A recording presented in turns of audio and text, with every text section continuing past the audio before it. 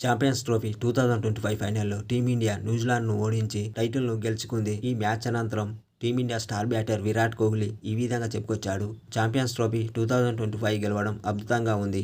Australia పర్యటన చేదు అనుభవాన్ని మిగిల్చడంతో తాము తిరిగి బలంగా పుంజుకోవాలని భావించాము. ఏదైనా పెద్ద టోర్నీ గెలవాలని కోరుకున్నాము. చివరికి ఛాంపియన్స్ ట్రోఫీ 2025ని గెలవడం ఉత్సాహంగా ఉంది. ఇది అద్భుతమైన అనుభూతి.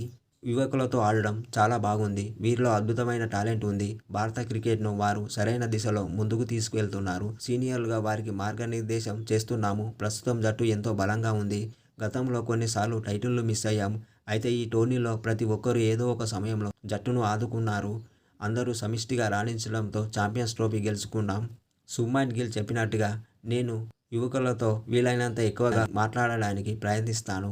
నేను ఇంతకాలం ఎలా ఆడగలి అనే దాని గురించి నా అనుభవాన్ని పంచుకోవడానికి ప్రయత్నిస్తాను. నాకు సాధ్యమైనంత మేర వారి ఆటను మెరుగుపరచడానికి ప్రయత్నిస్తాను. రాబోయే 8 నుంచి 10 ఏళ్ల పాటు భారత్కు డోకా లేదు. అప్పటి వరకు రాణించే సత్తా ఉన్న ఆటగాళ్లు దొరికేశారు. పరిమిత ఓవర్ల క్రికెట్లో న్యూజిలాండ్ ఎంత ప్రమాదకరమైన జట్టులో అందరికీ తెలిసిందే. వారు గత కొన్ని సంవత్సరాలుగా ఎంతో నాణ్యమైన ఆట తీరును ప్రదర్శిస్తున్నారు. వారితో ఆడిన ప్రతిసారి మాకు ఛాలెంజ్గా ఉంటుంది. ప్రతి ప్రణాళికను వారు ఎంతో ఖచ్చితంగా మైదానంలో అమలు చేస్తారు. నాకు తెలిసి ఆ జట్టు అంత ఖచ్చితంగా ప్రణాళికను మైదానంలో అమలు చేసే టీం మరొకటి లేదు.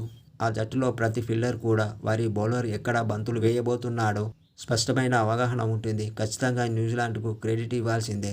గత కొన్నేళ్లుగా పెద్ద టోర్నమెంట్లలో అత్యంత స్థిరంగా ఆ జట్టు రాణిస్తూ వస్తోంది. ప్రపంచంలోనే అత్యుత్తమ ఫీల్డింగ్ జట్టు న్యూజిలాండ్ జట్టు.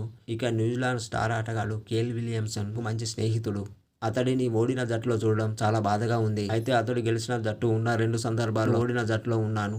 ఇక వన్డే క్రికెట్లో రిటైర్మెంట్ గురించి మాట్లాడుతూ తనకు ఇప్పట్లో రిటైర్ అయ్యే ఆలోచన లేదన్నాడు విరాట్ కోహ్లీ.